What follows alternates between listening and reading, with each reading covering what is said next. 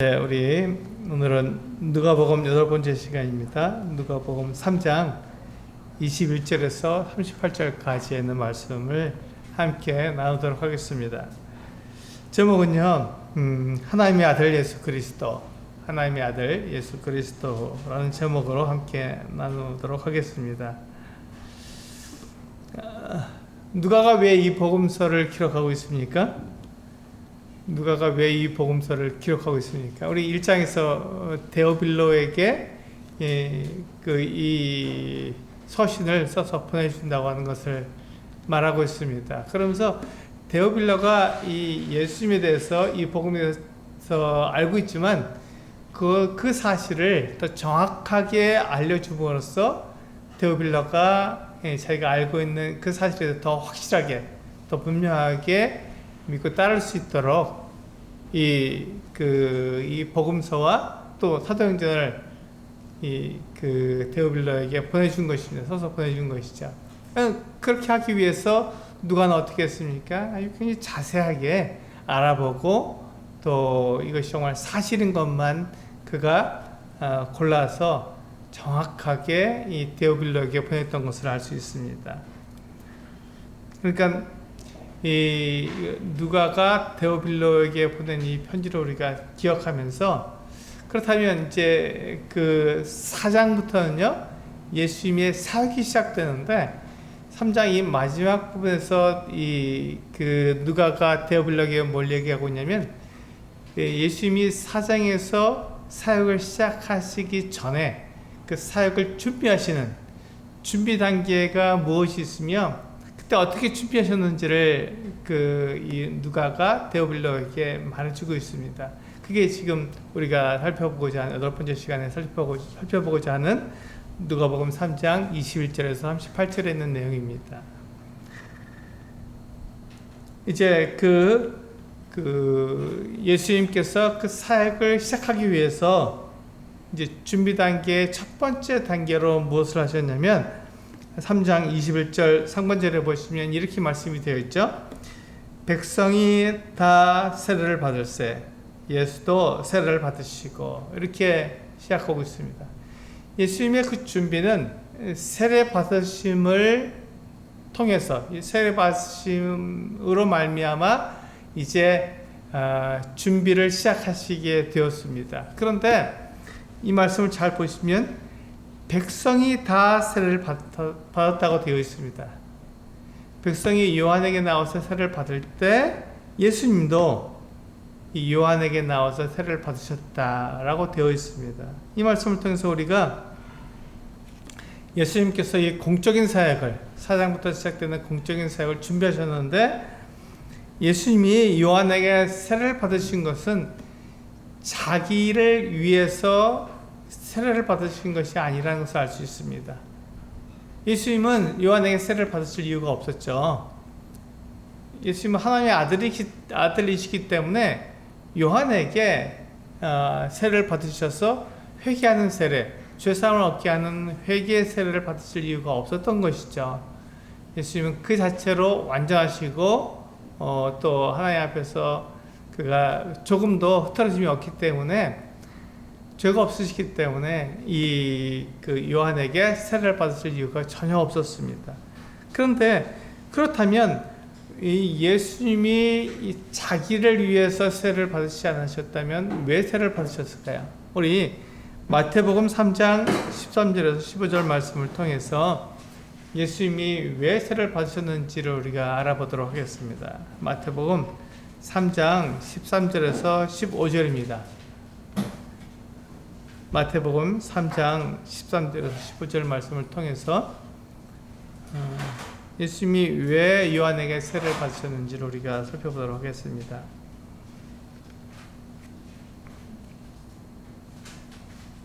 네, 우리 같이 한번 읽어볼까요? 마태복음 3장 13절에서 15절 시작. 이때 예수께서 갈릴리로부터 요단강에 이르러 요한에게 세례를 받으려 하시니, 요한이 말려 이르되 내가 당신에게서 세례를 받아야 할 터인데 당신이 내게로 오시나이까? 예수께서 대답하여 이르시되 이제 허락하라. 우리가 이와 같이 하여 모든 의를 이루는 것이 합당하니라 하시니 이에 요한이 허락한지라. 그렇습니다. 예수님께서 요한에게 세를 받으러 나오셨을 때 요한이 말렸습니다. 아닙니다. 내가 당신에게 세를 받아야 하는데 당신이 나에게 나오신 이것은 잘못된 것입니다. 이렇게 얘기했을 때 그렇지 않다. 이제 허락하라. 우리가 이와 같이 하여서 모든 의를 이루는 것이 합당하다. 이렇게 말씀하고 있습니다.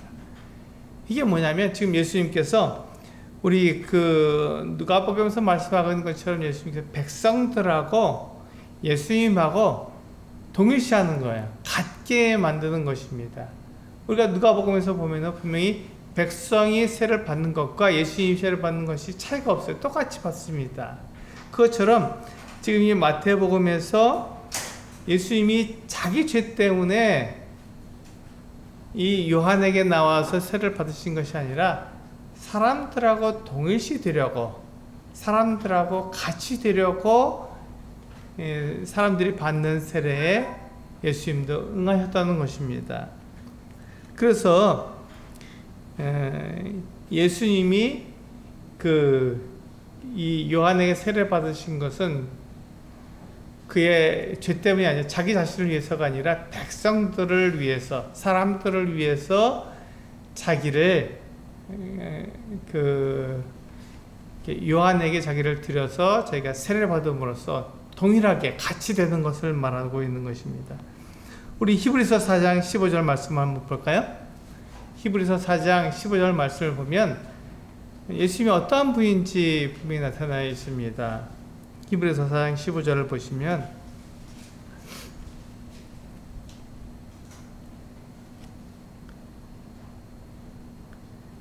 이 말씀도 같이 한번 읽어보겠습니다. 히브리서 4장 15절입니다. 시작. 우리에게 있는 대제사장은 우리의 연약함을 동정하지 못하실 리가 아니요 모든 일에 우리와 똑같이 시험을 받으신 이로되 죄는 없으시니라. 그렇습니다. 예수님이 죄가 없으신 분이세요. 예수님이 죄가 없으신 분임에도 불구하고 세례를 받으신 것은 바로 이 백성들하고 같이 되려고, 사람들하고 같이 되려고 자신을 낮추신 것이다 하는 것을 우리가 알 수 있습니다.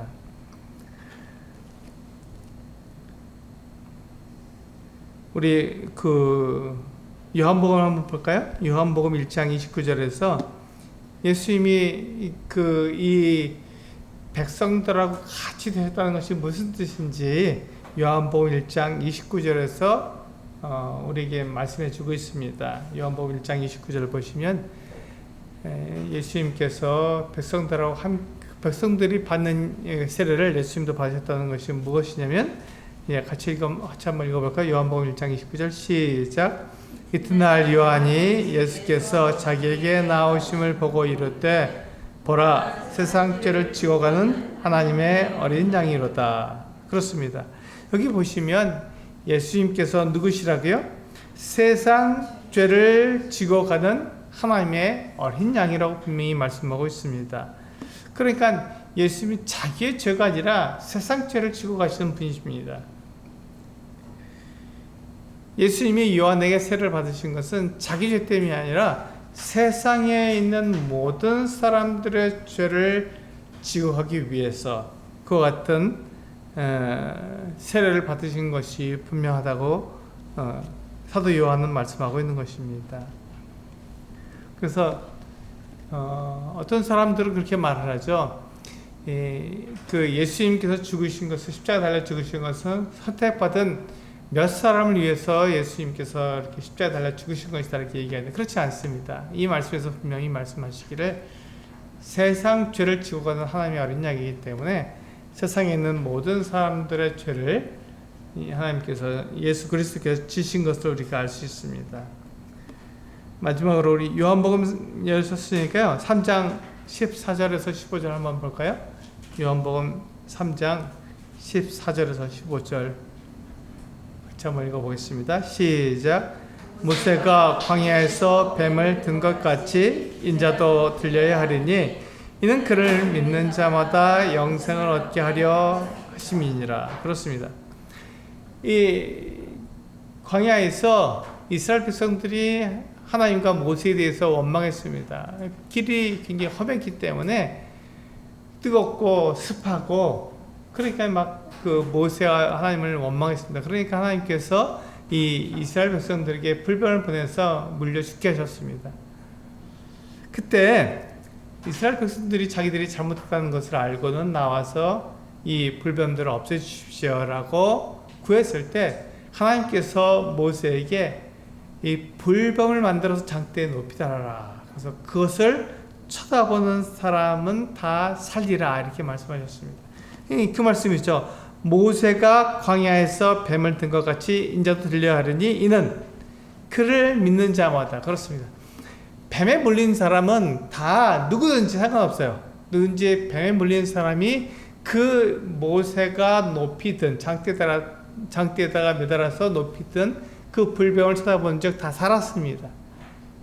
아무런 조건이 없이 그 뱀을 본 사람은 누구나 다 구원받을 수, 그 뱀에 물린 것에서 나을 수 있었던 거죠. 마찬가지로 예수 그리스도께서 십자가 달려서 높이 들렸을 때 예수님을 바라보는 사람들, 예수님이 하나님의 아들이라는 것을 믿고 고백한 사람들은 그 사람들에게 그를 믿는 자마다, 누구든지죠. 여긴 조건이 없습니다. 그래서 열린 조건입니다. 그건 닫힌 조건이 아니라 열려 있는 것입니다. 누구든지. 그를 믿는 자마다, 믿는 사람은 누구든지 다 영생을 얻게 되기 때문에 이것은 열려있는 것이죠. 닫혀있는 것이 아닙니다. 몇 사람에게만 닫혀있는 것이 아니라 누구든지 나와서 예수를 믿기만 하면 그가 영생을 얻는다고 열려져 있는 것이죠. 바로 그것입니다. 예수님의 세례는 이와 같은 준비, 그 백성들과 사람들과 같이 되려고 하는 것은 준비를 나타내 주고 있습니다. 예수님의 죄가 아니라 사람들의 죄를 용서해 줄 수 있는 같은 준비를 우리들에게 보여주고 있는 것이죠. 우리 본문으로 돌아가셨어요. 누가복음 3장 21절 하반절에 보시면 이렇게 기록이 되어 있죠. 기도하실 때 하늘이 열리며, 기도하실 때 하늘이 열렸다고 되어 있습니다. 이제 누가는요, 예수님이 세례 받는 것 그 자체에 큰 관심이 없었어요.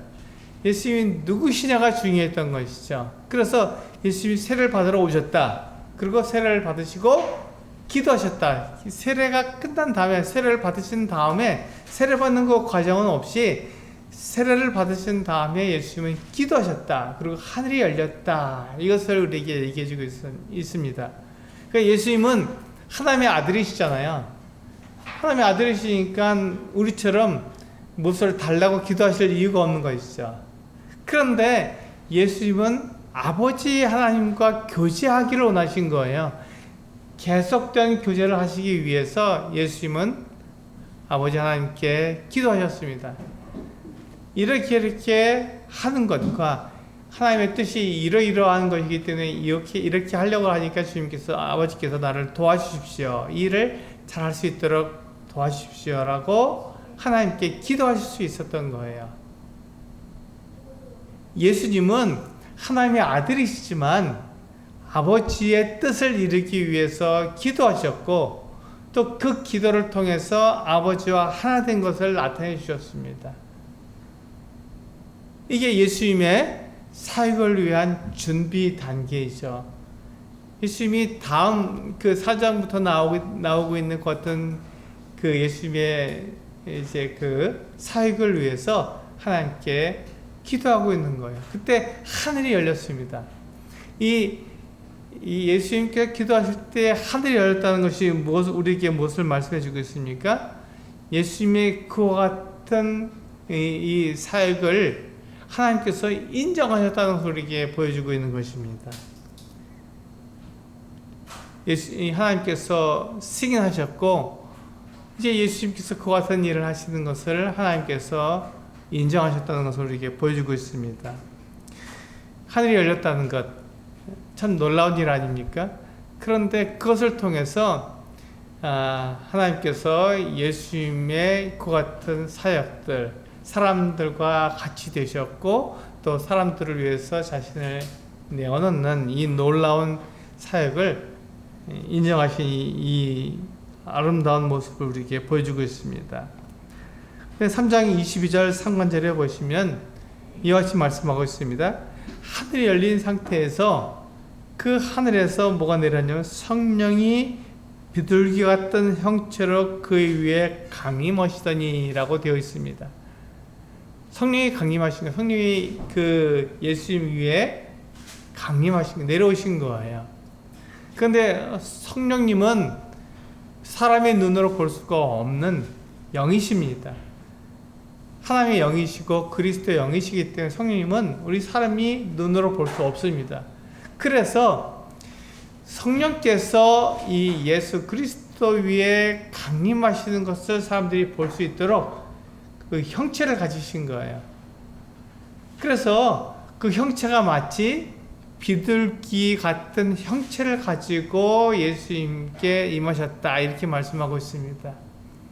그러니까 그 성령께서 예수님의 위에 강림하시려면 어떤 형체를 가지셔야 되는데 그걸 보여야 되니까요. 사람들이 봐야 되니까 어떤 형체를 가지셔야 되는데 그 형체가 비둘기 같다고 그 누가는 표현한 것 뿐이에요. 그런데 사람들은 이 비둘기라고 하는 이 형체에 초점을 맞추고 이것에서 많은 이야기를 하는데 그렇지 않습니다. 누가가 얘기하는 것은 성령께서 예수님의 위에 임하셨다, 강림하셨다는 것을 말하는 것이지 그 사이에 있는 이 비둘기 같은 형체라고 하는 것에 강조점을 두지 않았습니다. 이것은 어떤 것이든 상관없어요. 어떤 모양이든 상관없습니다. 우리 그 사도행전 2장에서 보시면 똑같은 이 누가가 표현하는데 성령을 표현하는데 다르게 표현합니다. 우리 사도행전 2장 2절에서 4절 말씀을 같이 한번 읽어보겠습니다. 사도행전 2장 2절에서 4절입니다.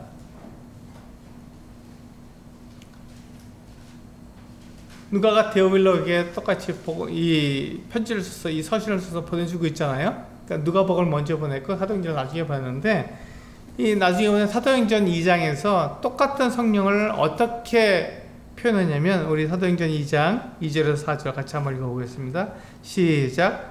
후련히 하늘로부터 급하고 강한 바람 같은 소리가 있어 그들이 앉은 온 집에 가득하며 마치 불의 혀처럼 갈라지는 것들이 그들에게 보여 각 사람 위에 하나씩 임하여 있더니 그들이 다 성령의 충만함을 받고 성령이 말하게 하심을 따라 다른 언어들로 말하기를 시작하니라. 그렇습니다. 여기 보시면 성령을 표현하는 그 묘사하는 방법이 이번에는 뭐라고 되어 있냐면 불의 혀라고 이야기하고 있습니다. 누가복음 3장에서는 똑같은 누가가 예수님에게 임한 그 성령을 표현할 때 마치 비둘기 같은 형체를 가지고 예수님의 위에 강림하셨다 이렇게 표현했는데 두 번째 사도들 위에 하나씩 강림한 이 성령님은 불의 혀와 같다 이렇게 말했습니다. 불의 혀와 같다. 똑같은 거예요. 같은 성령을 그렇게 다른 표현 방법으로 말한 것 뿐입니다. 그러니까 이 비둘기 같은 형체나 불의 혀 같은 형체나 사람의 눈에 보이도록 하는 그 어떤 형체는 같다는 것이죠. 똑같은 형체를 말하고 있는 것입니다. 그런데 그것이 성령이 예수 위에 임하신 것이 중요하고 성령이 각 사람에게 임하신 것이 중요하지 어떤 형체를 가졌다는 것이 중요하지 않다는 것입니다. 그래서 우리는 바로 이것을 우리가 볼 수 있는 것이죠. 그 성령님께서 분명히 영이시기 때문에 사람의 눈에 보이지 않지만 사람이 볼 수 있도록 예수 위에 임하셨고 각 사도들 위에 임하셨습니다. 그것을 통해서 우리는 성령님이 계시는구나, 성령님이 각 사람에게 임하시는구나 하는 것을 알 수 있고 그것을 통해서 하나님께서 이 예수 그리스도의 사역을 승인하셨다는 것을 우리가 알 수 있는 것이죠. 또 사도들의 하는 것 사역을 승인하신 것도 알 수 있고요.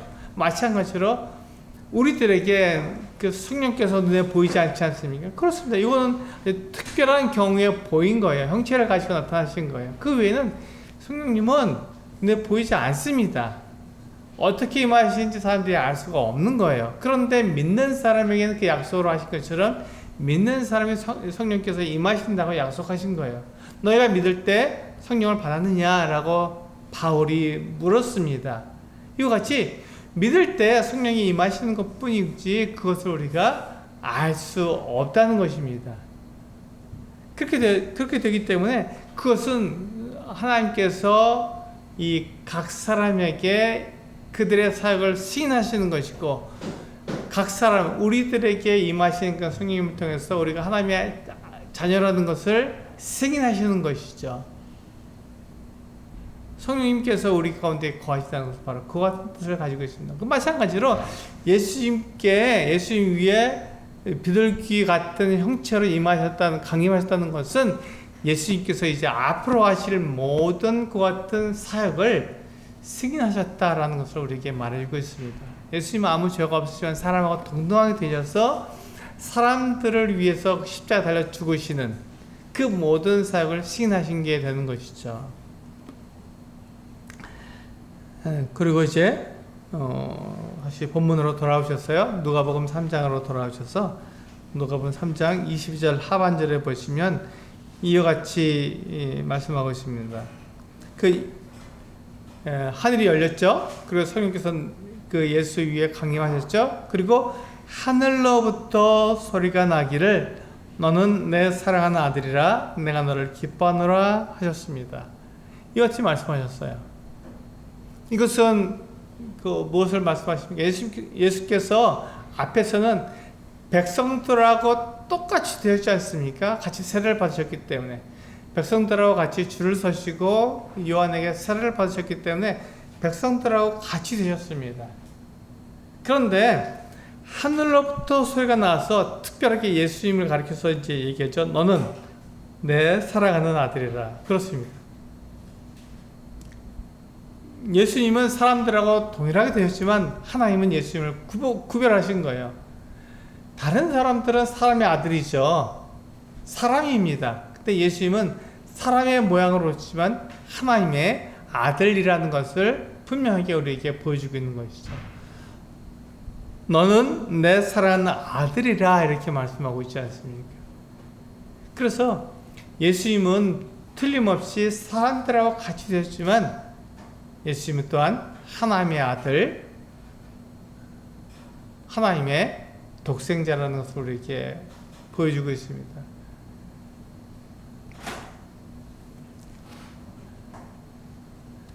예수님이 왜 이렇게 사람이 되셨나요?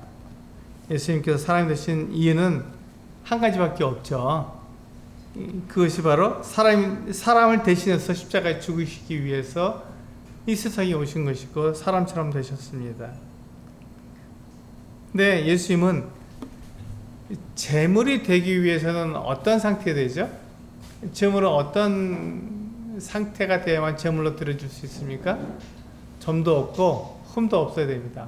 완벽한 상태가 되어야만 이제 제사장들이 그 양이나 그 제물들을 이렇게 싹 살펴볼 때 그 제물에 어떤 흠이 있거나 문제가 생기면 그 제물은 반려됩니다.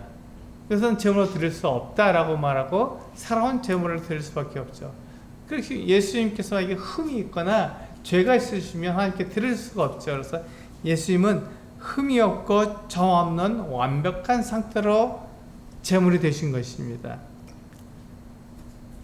그래서 우리를 사망에서 생명으로 옮겨주신 분이죠. 하나님께서는 이 예수님의 사역에 대해서 어떻게 말씀하셨습니까? 내가 너를 기뻐하노라 이렇게 말씀하신 거예요.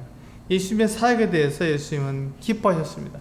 예수님이 흠도 없고 점도 없는 죄가 없으신 완벽한 모습으로 자신을 제물로 드리기 때문에 그것에 대해서 기뻐하신 것이죠. 예수님께서 이렇게 사역을 시작하실 때 나이가 한 30세쯤 되었다고 말하거든요. 한번 생각해 보시고, 내가 30대 될 때까지 나는 아무런 죄도 없고 나는 완벽하게 살았는가 하는 것을 생각해 보면 사실 우리는 그렇지 않잖아요. 근데 예수님은 어떤 분이셨냐면 30세가 될 때까지 예수님은 완벽한 분이셨다는 것입니다. 그 사역을 시작하실 때까지 조금도 점도 없고 흠도 없는 완벽한 분으로, 완벽한 제물로 하나님께 드려진 것 같은 분이라는 것을 우리가 볼 수 있습니다. 그래서 정말 이 예수님은 우리에게 놀라운 분이시다는 것을 알 수 있습니다. 우리 구약성경 한번 보겠습니다. 구약성경 이사야서 53장입니다. 여기 자주 보는 말씀이죠. 이사야서 53장 10절에서 12절 말씀입니다.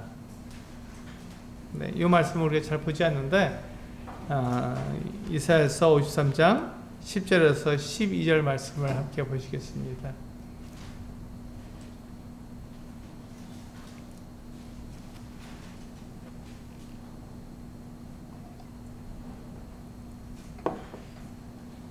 네, 같이 읽어볼까요? 이사야 53장 10절에서 12절 시작.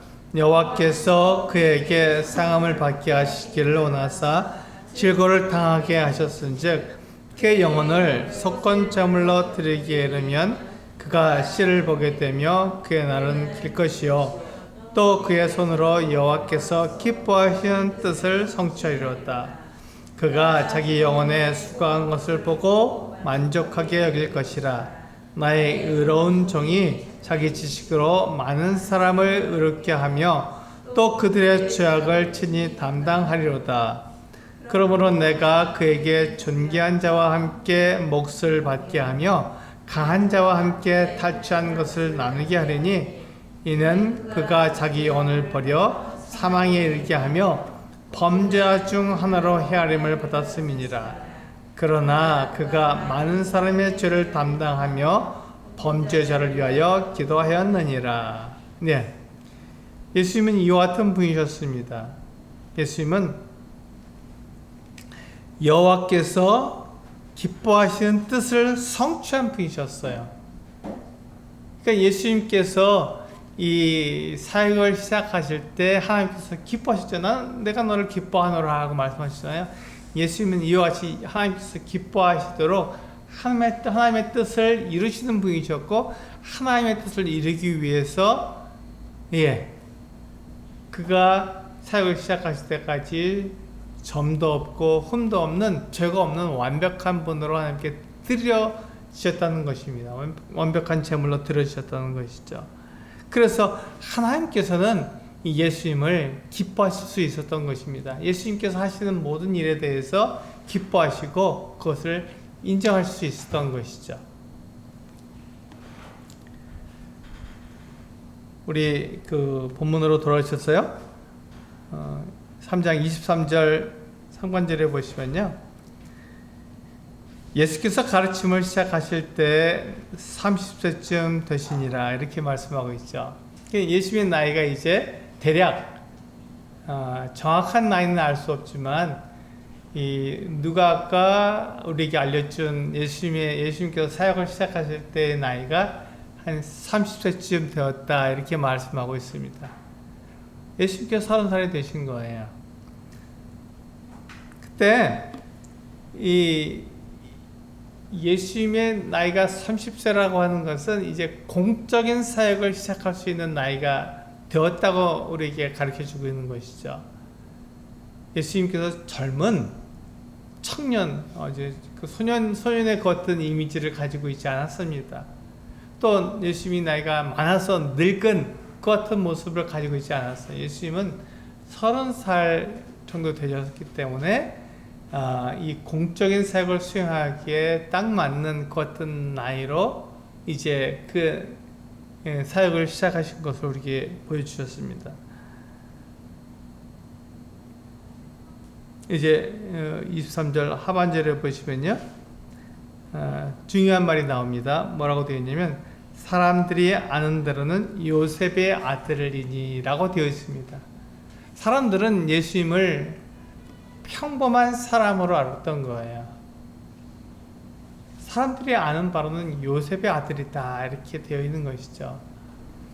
그래서 사람들은 예수님을 요셉의 아들로 알고 있었고 평범한 아들이기 때문에 예수님에 대해서 그렇게 큰 기대를 갖지 않았었던 것이죠. 그런데 예수님은 하나님의 아들이시잖아요. 그래서 평범한 사람이 아니라 하나님의 아들이신 분입니다. 우리 이 부분을 분명히 알아야 되는 것이죠.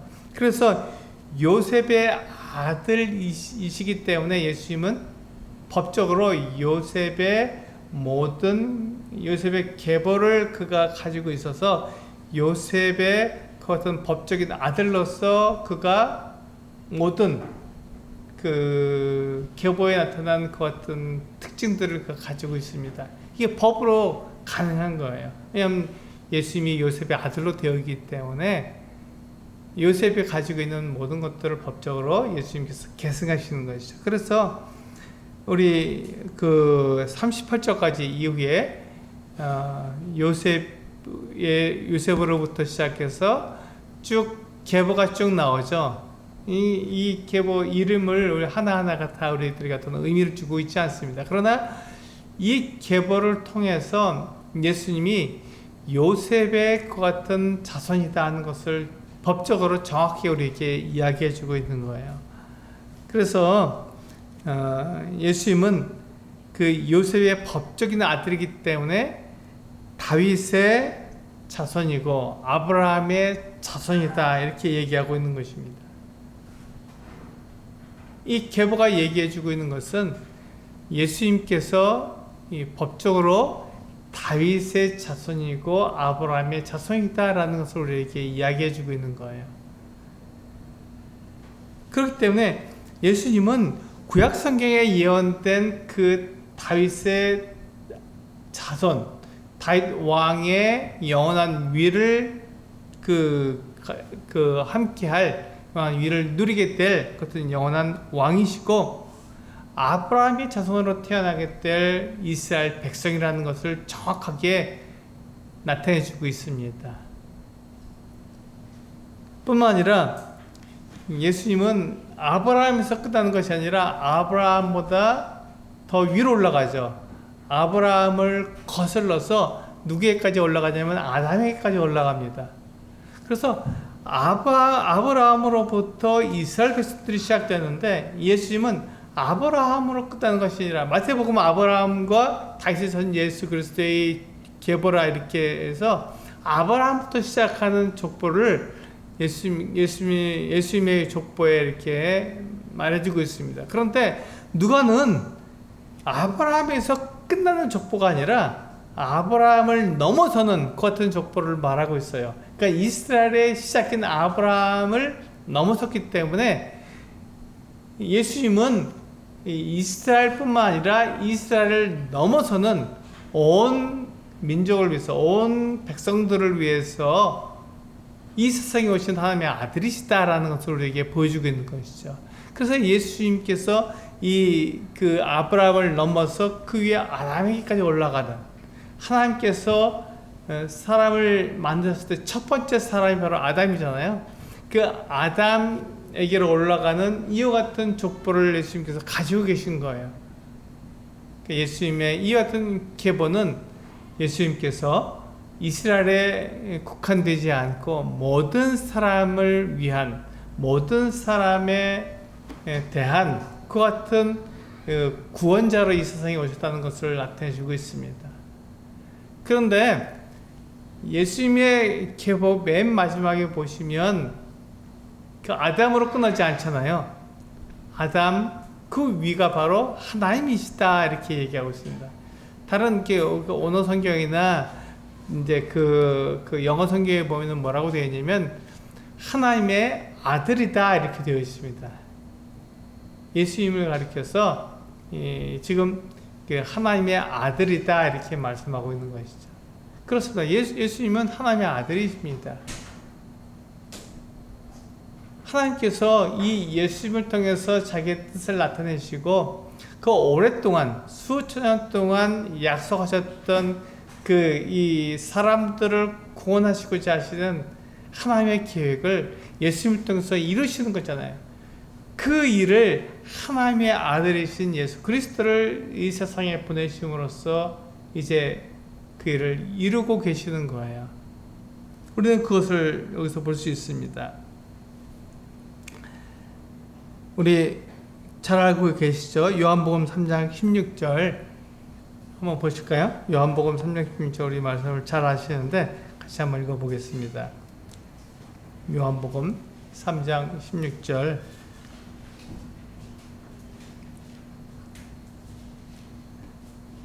같이 읽어보겠습니다. 시작. 하나님이 세상을 이처럼 사랑하사 독생자를 주셨으니 이는 그를 믿는 자마다 멸망하지 않고 영생을 얻게 하려 하심이라. 그렇습니다. 여기서 보시면 하나님께서 세상을 사랑하셨다고 분명히 말씀하고 있어요. 그래서 독생자를 주셨다고.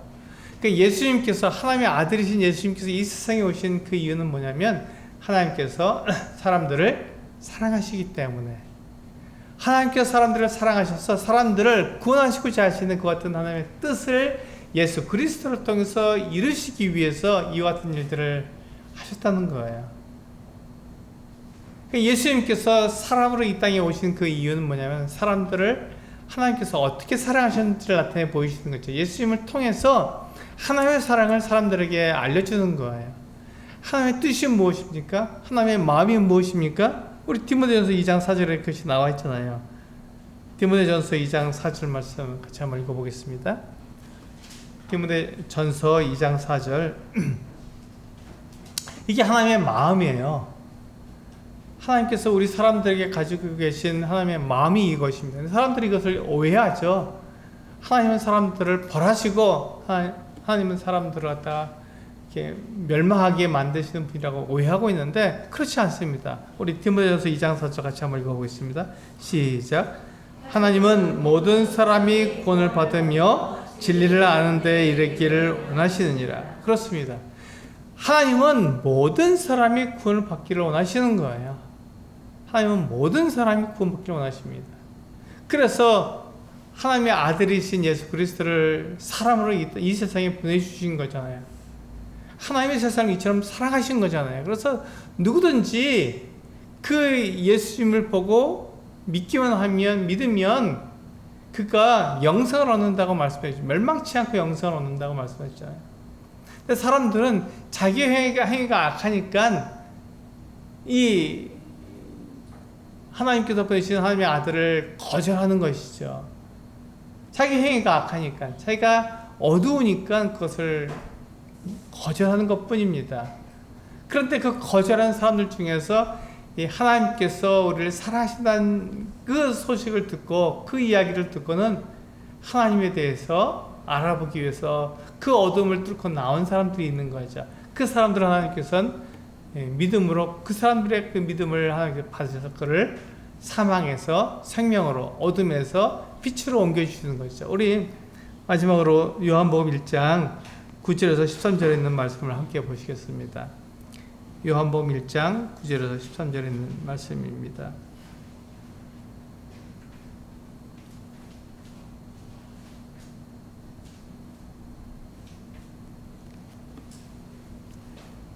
네, 이 말씀을 보시면 바로 그 사람들이 왜 예수 그리스도를 거절하는지가 나타나 있잖아요. 같이 한번 읽어볼까요? 요한복음 1장 9절에서 13절 시작. 참 빛 곧 세상에 와서 각 사람에게 비추는 빛이 있었나니 그가 세상에 계셨으며 세상은 그로 말미암아 지은 바 되었을 때 세상이 그를 알지 못하였고 자기 땅에 오매 자기 백성 영접하지 아니하였으나 영접한 자 곧 그 이름을 믿는 자들에게는 하나님의 자녀가 되는 권세를 주셨으니 이는 혈통으로나 육정으로나 사람의 뜻으로 나지 아니하고 오직 하나님께로부터 난 자들이니라. 그렇습니다. 사람들이 이 예수 그리스도를 알지 못하기 때문에 이 사람들이 알기로는 예수님이 요셉의 아들이라고 알고 있기 때문에 평범한 사람으로 알고 있기 때문에 예수를 믿지 않는 거예요. 거절하는 거예요. 자기들과 똑같이 생각해서 예수님을 믿지 않는 것입니다. 그런데 예수님은 하나님의 아들이십니다. 하나님께서 우리 사람들을 위해서 보내주신 하나님의 아들이시잖아요. 그것을 믿는 사람, 여기 보세요. 자기 땅에 영임에 자기 백성 영접하지 아니하였으나 영접하는 자, 곧 그 이름을 믿는 자들에게는, 예수 그리스도께서 하나님의 아들이심을 믿는 자들에게는 하나님의 자녀가 되는 권세를 주셨다고 말씀하고 있습니다. 이것은 혈통으로 되는 것도 아니고 육적으로 되는 것도 아니고 사람의 뜻으로 나는 것이 아닙니다. 내가 이렇게 되겠다, 내 자식들이 이렇게 되겠다, 그렇게 되는 게 아니라는 것이죠. 오직 그 사람이 예수 그리스도를 믿음으로만 되는 것입니다. 예수 그리스도를 믿음으로 하나님의 자녀가 되는 권세를 주셨다고 말씀하고 있잖아요. 예수 그리스도는 하나님의 아들이십니다. 하나님의 아들께서 우리 사람들을 사랑하셔서 우리의 모든 죄를 용서하시기 위해서 이 세상에 오신 것이죠.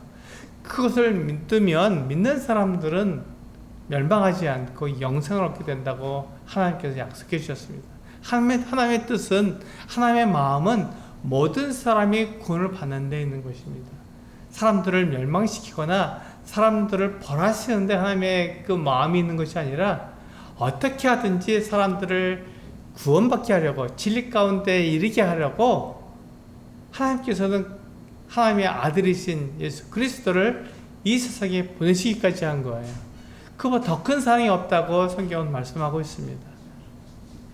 예수 그리스도 하나님의 아들이 우리를 위해서 이 세상에 오신 것이고, 이제 이 예수 그리스도는 우리를 구원하시는 그 사역을 이루시기 위해서 준비하시는 것입니다. 그 사역을 준비하시고 준비하셔서 이제 그 사역을 시작하실 것입니다.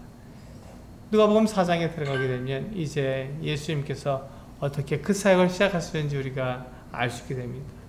오늘 이 준비를 통해서 예수님은 사람들과 같이 있으셨고, 그러나 하나님께서는 예수님을 하나님의 아들로 구별하셨으며, 예수님께서 이 세상에 오신 것은 사람들을 그 죄에서 구원하시기 위해서, 자기를 제물로 드리기 위해서 오신 것이고, 그렇지만 사람들이 알기로는 예수님을 요셉의 아들로 알았기 때문에 믿지 않고 거절했지만, 예수 그리스도를 영접하는 자, 하나님의 아들로 그 이름을 믿는 자에게는 하나님의 자녀가 되는 놀라운 권세를 우리에게 허락하셨다는 것입니다. 그래서 믿는 사람은, 예수 그리스도를 하나님의 아들로 믿는 사람은 결코 멸망하지 않고 하나님 주시는 이 구원에 들어가게 됩니다. 기도하시고 마치도록 하겠습니다.